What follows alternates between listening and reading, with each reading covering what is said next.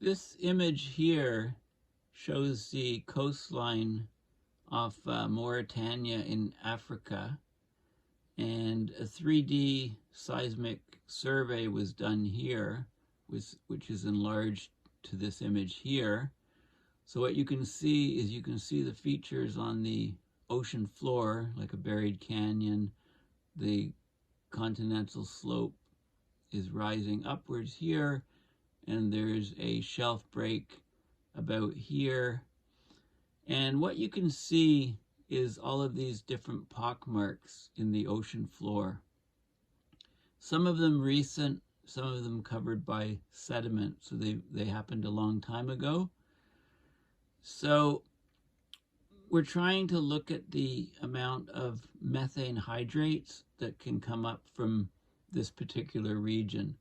So this box here is enlarged to this image here. And what you can see is, you can see all of these different pockmarks located here. And there's some here, and you can see a channel. There's a buried canyon here. And it turns out that there's a depth called the hydrate stability zone, if you like. So the water is deep enough so that the high pressure and low temperatures trap the methane in these hydrate structures, which is basically the methane molecule CH4 surrounded by a lattice of frozen water. Okay, now of all of the methane hydrates on the coasts around the world, only about 3.5% is in this region, this boundary region, where the hydrates can actually be at the top of the sediments on the seafloor. You know, if you go deeper down, the methane hydrates can be, you know, they're in the sediments. If you go to shallower water, they need to be buried under the sediments in order to be stable, or they would have been already disassociated, already released from hydrate form as the methane gas. But the water is quite deep, so if the methane is coming up from these regions, a lot of it can be absorbed in the water column and not get up to the atmosphere.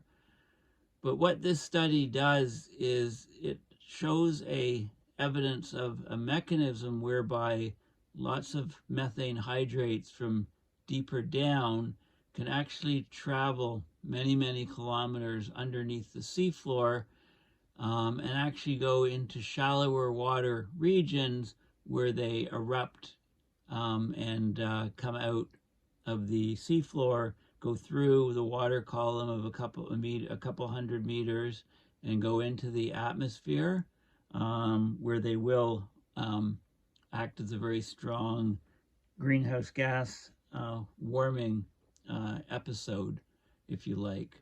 So let's go back. So this paper was just published, and I'll talk about it in detail. It was just published online on December 6th, and it's open source. It's called Long Distance Migration and Venting of Methane from the Base of the Hydrate Stability Zone. But before I talk about the paper, I just want to show some background. So if you just go to Google Images and Google methane hydrate, you can see lots of images of this so-called fire ice. You can actually set the ice on fire because the methane within burns and then melts the ice lattice. Okay, so these are called methane hydrates or methane clathrates.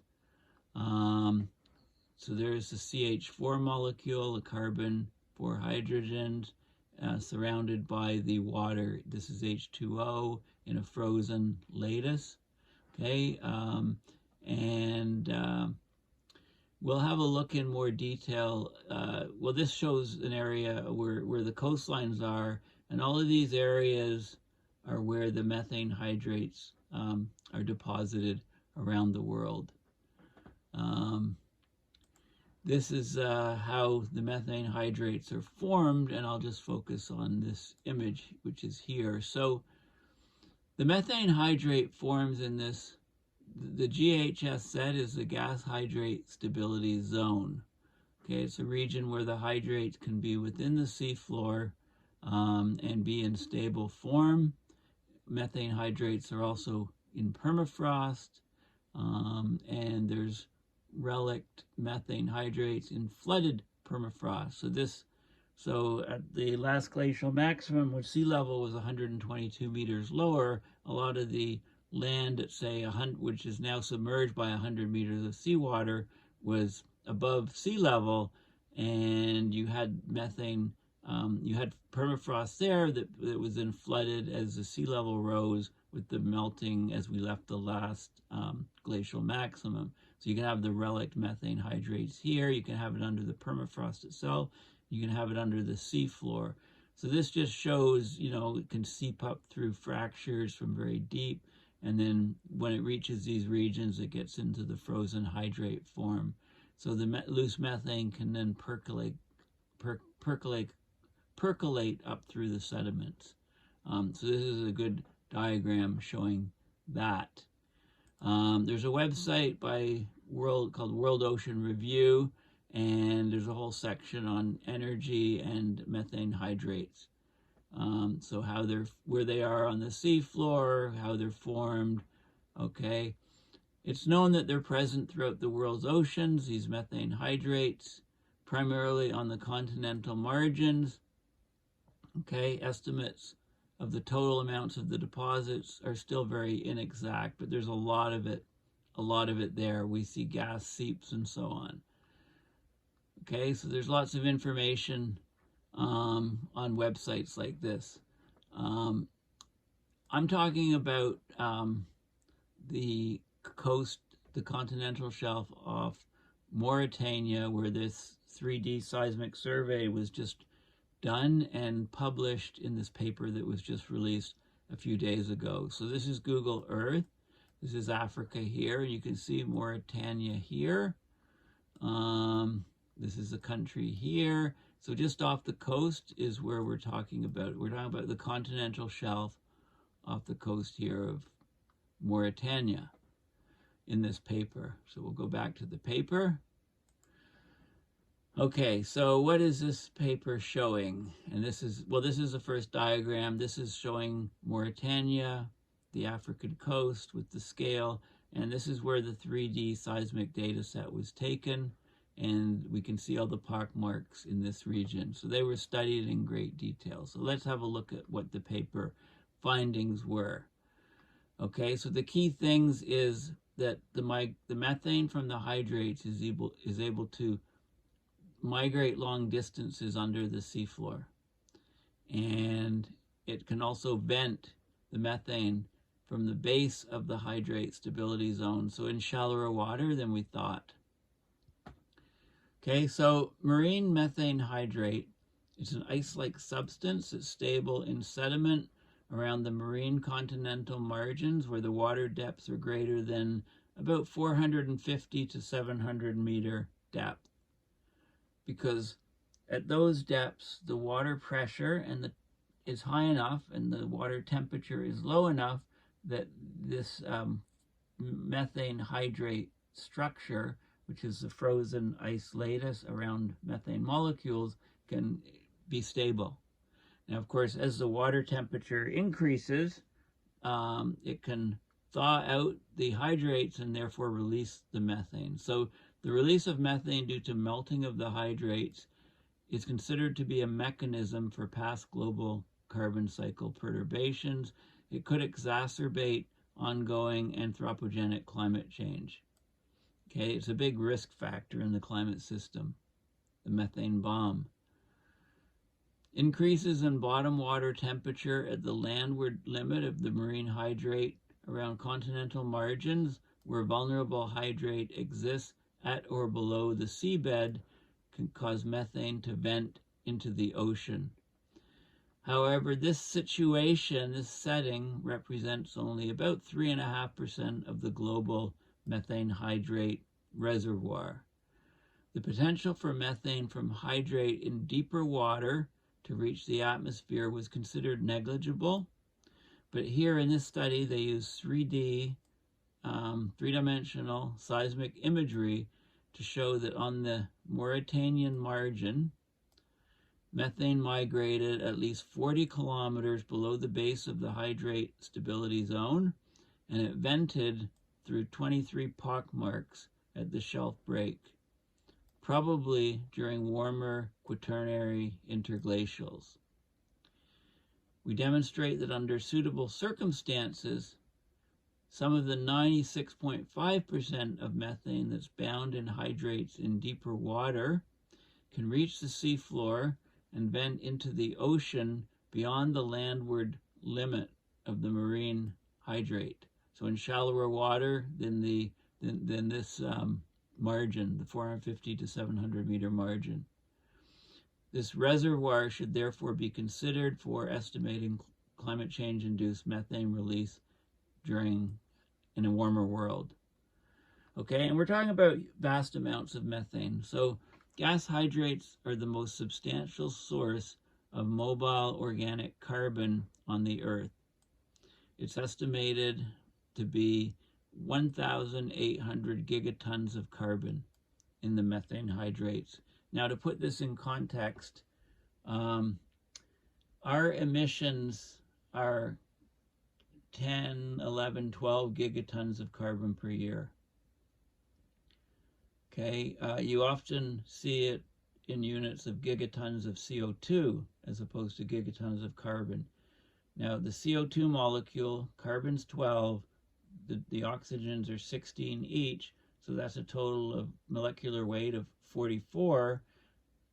That of carbon is just 12, so you need to multiply the, if you think of, say, 10 gigatons of carbon emissions per year, which is just under present global emissions, you need to multiply by that ratio of 44 over 12 to get it in gigatons of CO2, and that ratio is something like 3.667, something like that. So 10 gigatons of carbon becomes about 37 gigatons of CO2 for comparison. It's important to understand the difference of those units.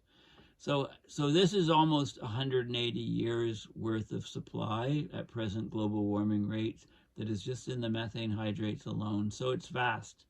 There's vast amounts of methane. Climate warming causes changes in the pressure and temperature in the sediment on continental margins, driving methane hydrate dissociation and the release of methane into the ocean.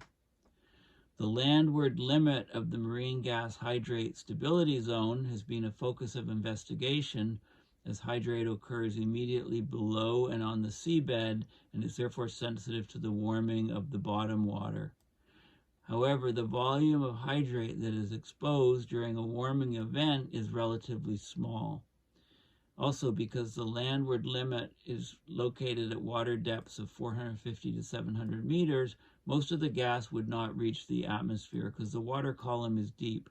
So methane coming up 450 to 700 meters depth, a lot of it would be absorbed in the water column and not make it to the atmosphere. But what this paper is showing is that tens to hundreds of kilometers oceanward of this exposed area, there's vast quantities of methane that could dissociate beneath the continental slope and rise up underneath the sediments. In this vast unexposed region, muddy and hydrate-clogged sediment layers above the methane generally prevent it from venting vertically to the ocean, but there's exceptional geological circumstances like fractures, etc., in which methane can migrate through the hydrate stability zone. Okay, and this is like on the East Siberian Arctic Shelf, for example. But there's permeable beds within the layers of sediment, etc., that form the shelf, slope, and base of the slope of continental margins that could provide a route for the methane to migrate upwards below the hydrate stability zone and bypassing it beyond the landward limit to where water depths are lower at the shelf break and shelf, i.e. about 100 to 300 meters deep. And this is important because methane coming up where the water's only 100 meters deep, most of it can actually go into the atmosphere.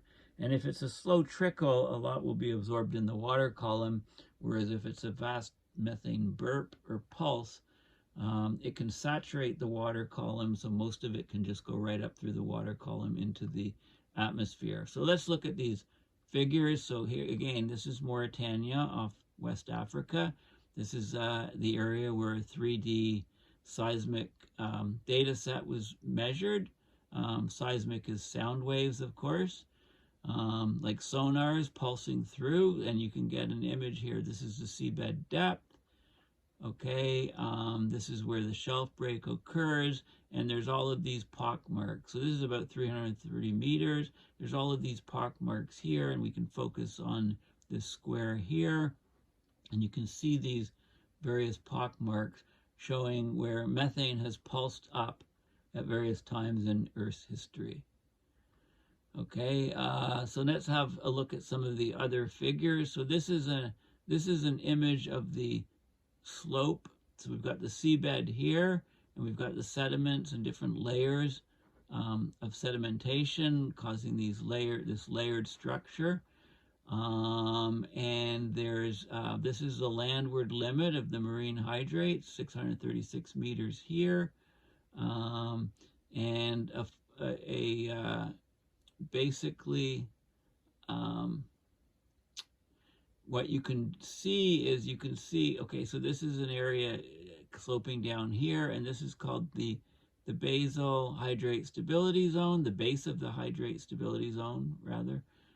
There's faults where some methane can come up, and so it's very interesting, very detailed seismic, high-resolution seismic scans, and this is where the inset is, this box here, and you can see there's pock marks actually that are now covered with sediment. So these are pock marks that can be seen, but methane was released there a long time ago, forming the pock mark, and then the sediments built up over time on top. This is another image of this is another image of the seafloor and the different layers of sediments and where the hydrates are. This is enlarged to here, and you can see this is the base of the hydrate stability zone, and you can see these high amplitude reflections here indicating pock marks and so on. And don't forget that the sea level was 122 meters lower at the peak of the last glacial maximum because all that water was caught up in the glacial ice.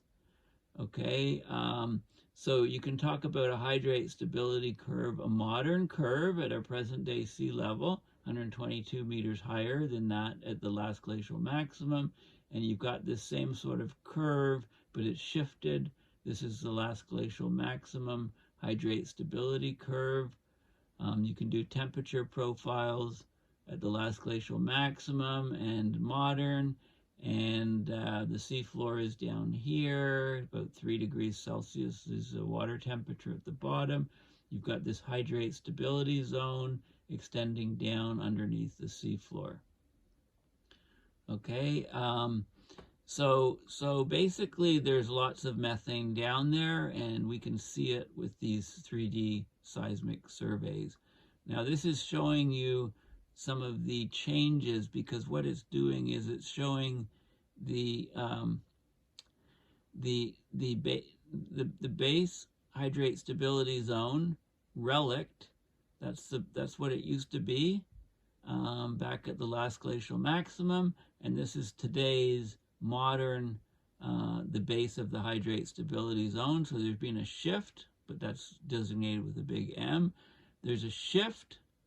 Okay, and since the end of the last glacial maximum, a lot of those hydrates that were there have actually are missing.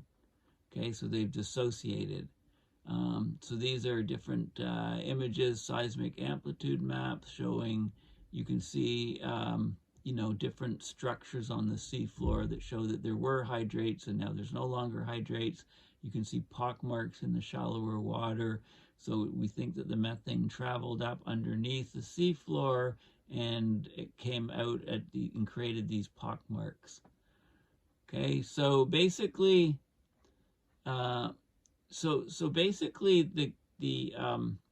there's channels where you can see channels here, and you can see channels. So this is sort of the slope of the seafloor. The exposed area is only about 3.5%, but it turns out that there's lots of methane that could be dissociating at much deeper depth, migrating up the slope, migrating even shoreward of this exposed zone, and creating these basically pockmarks in shallower water as it comes up. Okay, so this is really that's really kind of a key finding.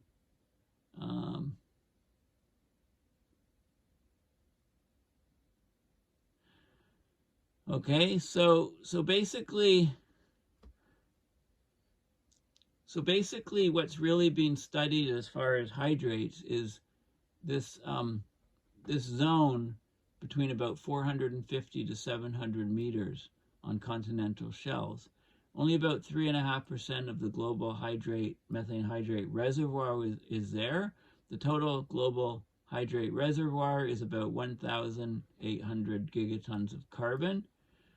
But it turns out that the other 96.5% of the hydrates that are deeper down can actually dissociate and travel upwards and be released in pockmarks that are shoreward, that are nearer to the shelf break, 100 to 300 meters of water, as opposed to the deeper values of the hydrate stability zones.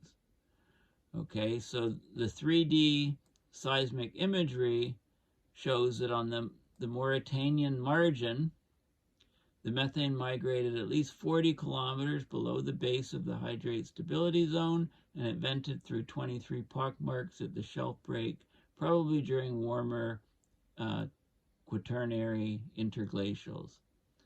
Under suitable circumstances, some of the 96.5% of methane that's not in this region, that's bound in deeper water, it can if it dissociates and vents, it can move upwards underneath and within the sediment and burst above the surface and be released to the ocean column in shallower water, 100 to 300 meters nearer the shelf break, rather than at this deeper hydrate stability zone.